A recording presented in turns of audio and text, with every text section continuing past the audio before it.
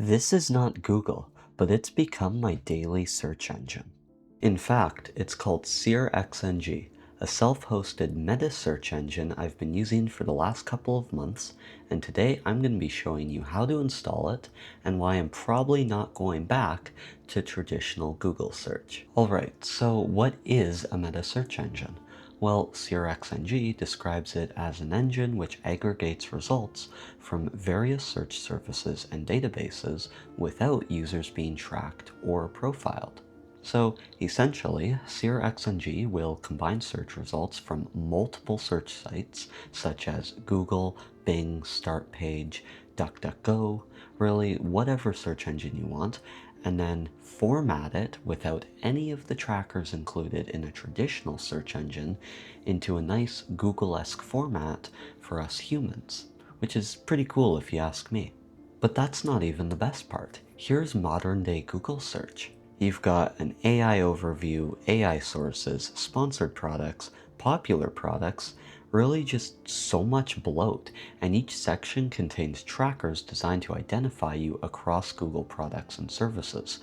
It feels honestly less like a search engine and more like a product that is actively trying to monetize your data while feeding you as many sponsored products as possible. On the other hand, you've got SearXNG, which doesn't track each and every data point, doesn't have sponsored sections, and just gives you search results while still having your images tab and your news tab, and just all the tabs you'd expect out of Google. So how do you install SearXNG and how much does it cost?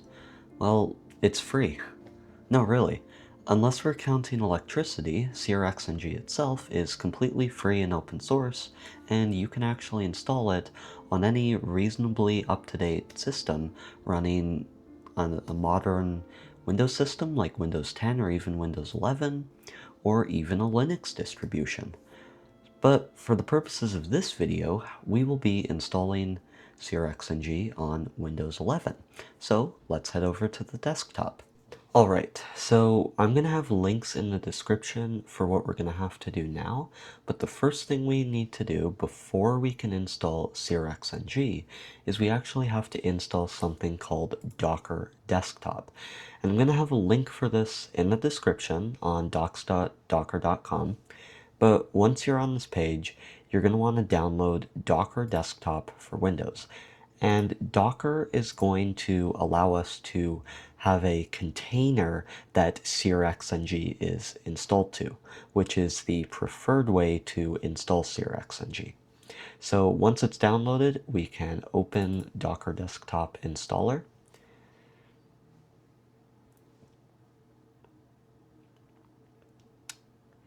And from here, you can just hit OK, and it's not showing up on the video, but you get a UAC prompt. You're going to want to click yes.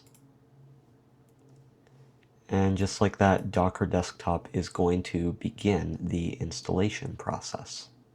Now we're going to have to, unfortunately, restart Windows. So I'm going to end the recording here and we'll come back once the computer has restarted. You're going to want to click close and restart.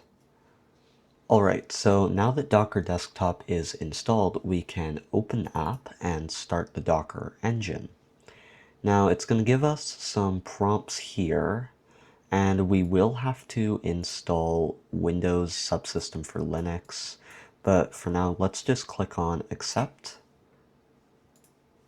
And if we can move this out of the way, we can hit Skip.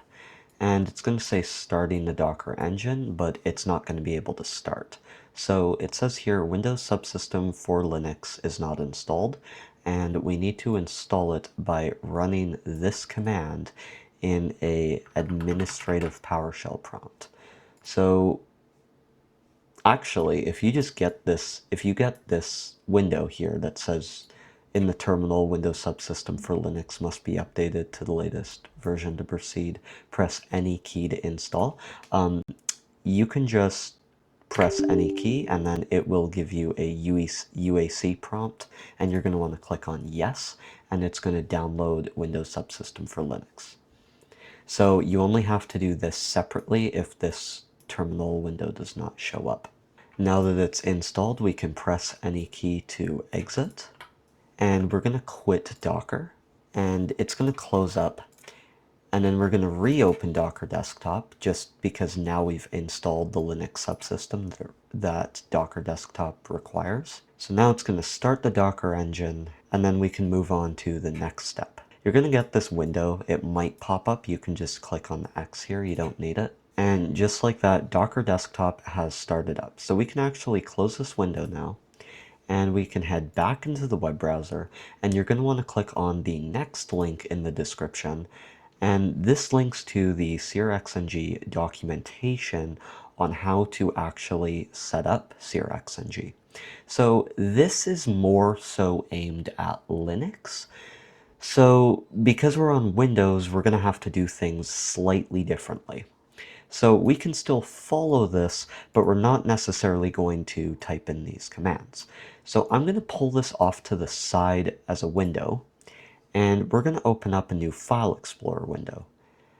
Now, inside of File Explorer, we are going to go to our local disk, and I like to actually make a Docker folder, and we're just going to call it Docker, capital D. And then inside of that, we're going to follow the same naming conventions here. So this new folder is going to be all lowercase SearXNG. And then from there, we're going to go into that folder and create a new folder called core-config. And then from there, what we can do is we can open up these links directly in our web browser. So it wants you to use curl, which is a command to fetch and download them, but we're not actually going to do that because we're on Windows. So we're going to copy this link. You can do Control-C or right-click copy. Go into a new tab, and we're going to paste it. Now we're going to go enter, and you're going to see this is a docker compose.yml file. So we're going to copy the data from this docker compose YML, and we're going to open up Notepad. Now once you're in Notepad, you're going to press Control-V.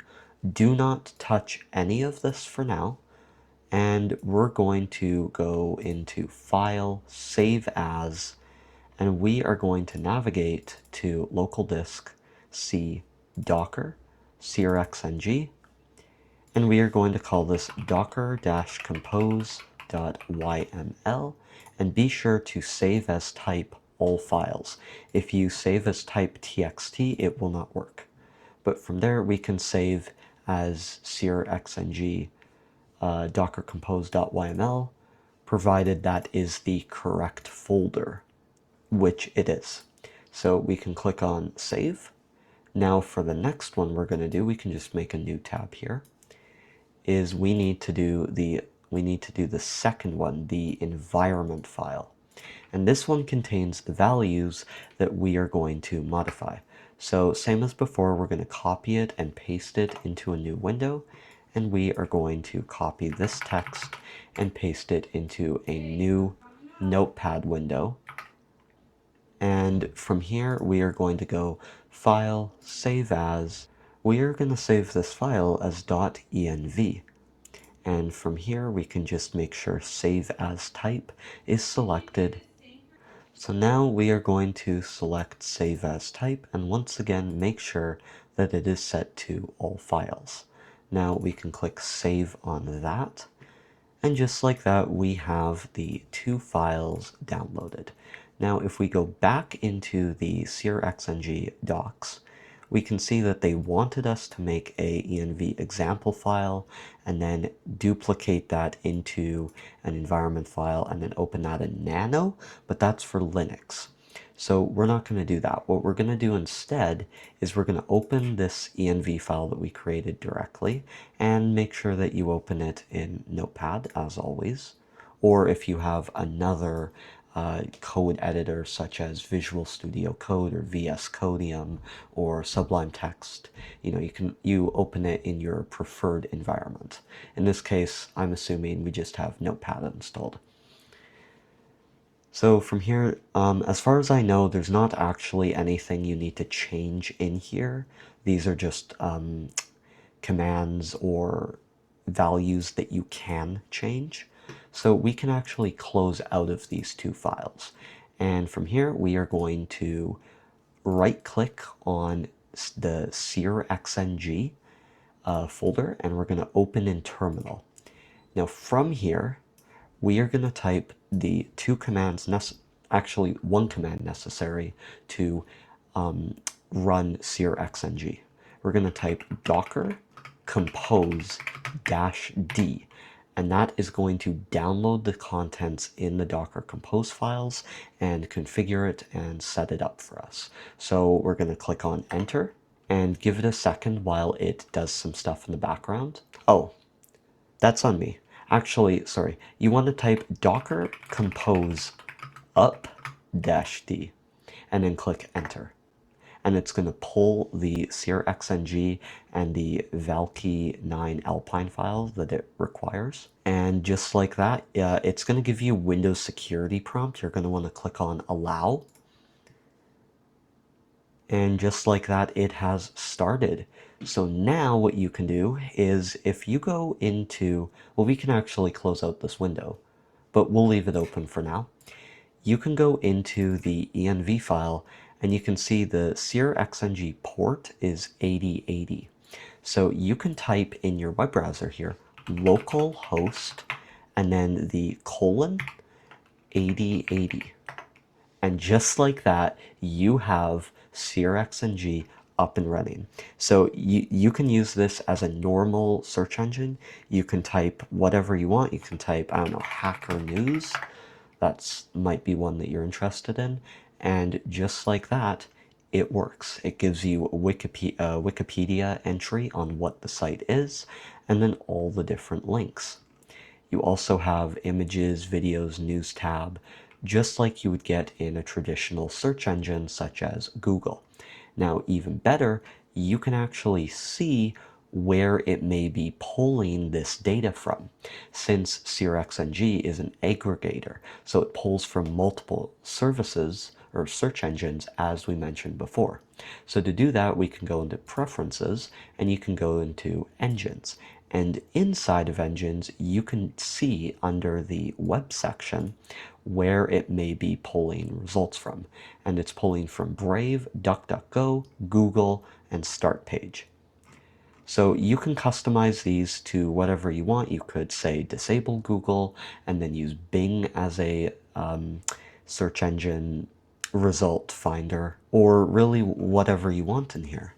But for now, we're going to leave it as is, and just remember it strips the tracking portion from Google. So the thing about SearXNG is that your IP address is still visible, so Google can still see this IP address searched this.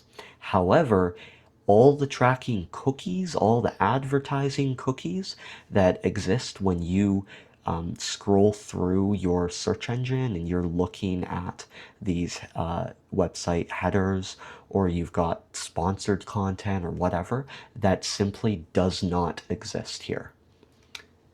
We can also do wallpapers. And if you do that, you're going to get unsplash.com, wallpapers.com, r/wallpapers, all great sources. You can also go to the images tab, and then you will be greeted with images once it loads. You can see here we got some 4K ones. So I could, click on this one, right click, open an image in new tab. And just like that, it will open the image and you can save and download this. You can also go to the news tab. So say I wanted to look up, I don't know, the latest Sony closing disc manufacturing. And it will open, it'll load, and you can see all the search results under general. But you can also go to news, and it will give you news sites, news sources. So Guru 3D, Kokadu, MSN, GameSpot, all these different news sites, and you can click on them as normal and it will open the website just like that, and you can view the news contents as you would a standard web browser. So that's the power of SearXNG. However, it gets even better because you can access this on your phone, as I hinted at earlier in the video. So to do this, you're going to want to go back into this terminal, and this is why I kept it open. You're going to want to type in ipconfig, and this is going to give you your internet connection. So you're going to want to look for Wi-Fi, and generally speaking, there is going to be way less here than what you're seeing on my screen. You're probably just going to have one or two. But under your internet connection, you're going to want to look for IPv4 address. And the IPv4 address here is 192.168.0.100. So instead of typing localhost here, we can replace that with 192.168.0.100. And just like that, it still gives you SearXNG. From there, you can go on your phone and you can do the exact same thing, and you will be able to browse using SearXNG. Alright, so now that we're back on our phone, we can type in that IP address we got from ipconfig, which in my case was 192.168.0.100, and then enter the port being 8080, and then you can click on enter, and it will load your SearXNG instance that's hosted from your computer. And just like that, you can search for anything you want, PS5, and it will load. It's going to give you a Wikipedia entry if it's applicable, and it's going to give you your search results just like that. As always, you can also go to images. So you can go wallpaper, and then you can go to images, and just like that, you are going to get some wallpapers. Now, with all these positives, there are, unfortunately, two major caveats. The first being that your computer has to be powered on at all times. However, as mentioned earlier, you can also run this on a low-powered Linux machine to the same success as you can find in the video. The other caveat, however, is the fact that your SearXNG instance will only be accessible from inside your home network. So in order to access it outside of your home network, you're going to have to find safe ways to do that, such as self-hosting WireGuard, which is a VPN that will allow you to tunnel into your home network. Or you can also use something like Tailscale, which is a much more beginner user-friendly VPN solution that also allows you to access your home network remotely. Leave a comment down below if you want to see how I set up remote access on my home network. However, overall, I really enjoy SearXNG as it cuts out the bloat and tracking from modern search engines, as well as providing that more traditional search engine experience that has been lost in the pursuit of features and monetary gain. That's all for today. If you enjoyed the video, give it a like and consider subscribing. Stay retro, and I'll see you in the next video.